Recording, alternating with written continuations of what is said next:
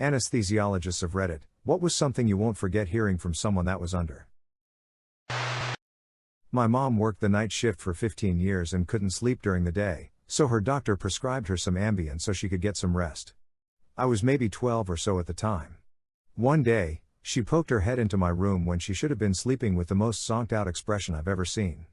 Just opened my door, stared at me like a zombie, then shuffled away. She must have done the same thing to my little sister, 8, because she came into my room a second later, clearly horrified.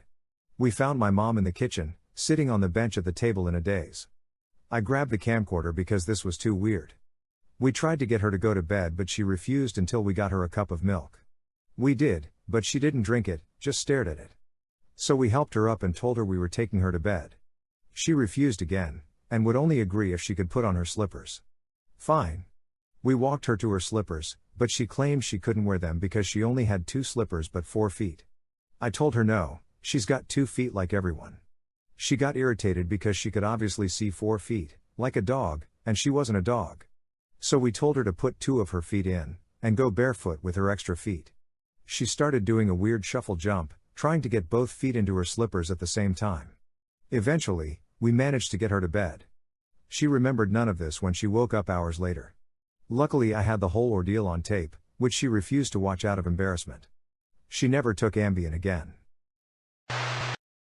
After an operation on a patient's neck, he woke up and yelled "ah," then grabbed his junk with both hands and was like, "Oh, thank God it's still there." Then immediately passed out again. I had an ovarian cyst removed a year ago and woke up from the anesthesia saying, hand please. And making grabby hands with both my hands until the nurses finally came over and held my hands for about 5 minutes while I just smiled and tried to go back to sleep. I hadn't done that in a decade. I used to do it to my dad all the time as a kid to express that I wanted to hold his hand while I slept. My boyfriend at the time had just gotten his wisdom teeth removed. On the ride home with his mouth full of gauze, he gets a call on his cell phone. He answered it and just starts talking away. Whoever it was on the other side could not possibly understand a word he was saying with all the gauze in his mouth. But man, he had a lot to talk about and they apparently didn't hang up. After about 5 minutes of this unintelligible phone conversation, he looks at me and says, "Oh, it's a robot," and gives me the phone. I put it to my ear, and the whole time it's been the Walgreens pharmacy automated notice simply stating his prescription is ready for pickup, playing on repeat. Probably for the best. I woke up from gallbladder surgery confused as to why my mom wasn't there. I was 18 and looking for my mom. The nurse informed me I had cussed out my entire family and they sent them home and put me on a no-visitor list, only for me to wake up at 2 a.m. with no memory making them call my mom back. Another time I woke up and made horrifically inappropriate jokes. I told a nurse she was pissing me off because I didn't like the automatic blood pressure cuff. Another, I refused to listen to follow-up orders until I had a chicken sandwich. My negotiations were not met. I'm a real treat after anesthesia, but I get a lot of this done at the office my mom works at so she can warn them. I ask a patient after surgery how he feels. He opens his eyes, stares at me dead on and says, "With my fingers." Then he goes right back to sleep. The best story was a 40-something-year-old woman for appendectomy. While I'm giving the propofol to induce anesthesia, she says, "Oh, I don't remember it tasting like that before," slurred. I said, "What does it taste like?" Since propofol doesn't usually elicit a taste reaction. She almost yelled "D's nuts," and was promptly under anesthesia thereafter. There have been other stories, but this one has the entire staff rolling laughing for minutes after she was under. My aunt got rushed to the hospital for abnormal heart rate. It wasn't a heart attack or stroke, but her heart was going at something like 200 beats per minute. They had to put her under so they could shock her heart back to normal. As they're taking her under, the doctor says something like, "Okay, in it goes." And she immediately quips with "That's what she said." All the doctors and nurses busted a gut laughing and told my uncle when he got there. He just shrugged and said, "That's my wife for you." One summer I was home from college and my dad needed me to pick him up after his very first colonoscopy. He was nervous so I got there early. The nurse called me back and asked me to help wake him up, as they were having some trouble. I go back and am making chit-chat. "Oh Dad, you've got those cool booties on." He raised his head a little bit to look at them then yelled, "Booty call." He is a Presbyterian pastor. A moment I will treasure forever. I told him when he was more coherent. He doesn't remember it, and honestly I don't think he believes me. My husband had to undergo a colonoscopy, and when he came around he started aggressively grilling the staff about Abraham Lincoln. He isn't a historian or anything, he works as a business analyst and knows next to nothing about Abraham Lincoln. Another time he took Ambien and got super messed up. Initially he told me that he couldn't walk up the stairs to bed because he was a transformer and his legs had turned to wheels.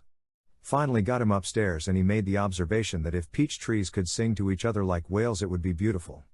I bet they would sing Adele. Then he burst into tears.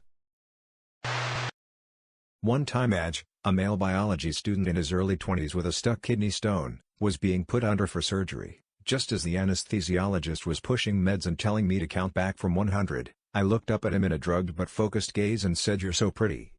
You could be in movies." Then blackness. Anesthesiologist was like a grizzled 70-year-old hunched back looking guy with a lopsided grimace and more ear hair than head hair. Very last thing I remember hearing was the nurses cracking up laughing. It was a smallish medical community and I knew some of the people there, so as a joke somebody snuck his headshot into my chart. I like to think it was him gunning for a second career though. When I had my wisdom teeth out, I kept holding a fake camera up to my face saying "you're beautiful" and making clicking noises while I was under. I'm a professional photographer and my dental surgeon ended up booking a session with me a year later. I had a guy, nefarious character, heavy drug use history, who got a bunch of ketamine, probably too much, in recovery from one of the other doctors to help with severe pain after his abscess drainage. I was asked to check on him in an hour as the other doc had left for the evening. Went over and saw him in the ketamine hole drooling on himself but otherwise fine, so I left and came back an hour later. First thing he says to me is, "Why did you do that to me?" I asked him what he meant and he said, "You don't understand, I lived another man's life in there." I apologized and asked him, "How long do you think you were in there?" For reference it had been something like an hour and a half or 2 hours since his trip began. "I don't know, maybe 30 years. I was speechless. I apologized again, made sure he knew he was safe, made sure he wasn't hurting, and made damn sure he knew it wasn't me that did it to him. When my mom woke up after having a stroke, the doctor asked if she recognized the people in the room. She got my sister's name right, called me my brother's name, and smiled real big at my stepdad and called him asshole. I once came out of anesthesia after an endoscopy, which can cause you to burp pretty much the whole day. My fiancée asked, "How are you doing?" I misheard and answered as though she said, "What are you doing?" My answer was, "Little burps," said very confidently. I also started crying on the way home because I wanted one egg. I never crave eggs. I had a double jaw surgery scheduled for April 21, 2016. The procedure was fine. I remember waking up halfway through it and getting more anesthesia. After the surgery ended, they put me into the hospital room to let the drugs wear off. I don't remember much of this time, so this comes from my mom, but she was sitting in the room with me, watching the news on the TV. I wake up and I'm quiet for a little bit before I start sobbing. My mom thinks it's because my mouth hurts. My mouth is wired shut, so I actively can't correct her with words, and have to try and write out, on paper, what I'm crying about. The news was broadcasting about Prince's death, and I was hysterical over the fact that I apparently killed Prince and that I had to turn myself in. This guy I was dating, he asked me to take him to get his wisdom teeth removed. He told me that anesthesia doesn't affect him a lot and we were supposed to go on a road trip the next day. So anyway, he gets wheeled out of the dentist by an old nurse. I'm behind the driver's seat and I see him smacking his lips looking up at the sky. She opens my car door and he said, "I love her, I love her." He then proceeded to ask me to marry him several times. He tried to pull out his gauze and I told him stop and he said, "Man, this biatch is bossy." Then he wanted a milkshake. I would suggest a place and he would scream no. Finally we agree on a place and he tells me he'll give me directions. I drive for 15 minutes before I ask him what we're doing and he said he has no idea. We're in the drive-thru and he says, "I have something for you." I swear I thought he had bought me a ring the way he had been proposing for last hour. It was his newly extracted teeth. "They let me keep them, I want you to have them." He lived on base at the time and was yelling at the gate while they checked his ID for them to hurry UPPP. I finally get him to his room, in bed. He's happily eating his milkshake with a spoon. His mouth was a mess of blood and milkshake. He asked me for a kiss. I gave him a peck. We're married now.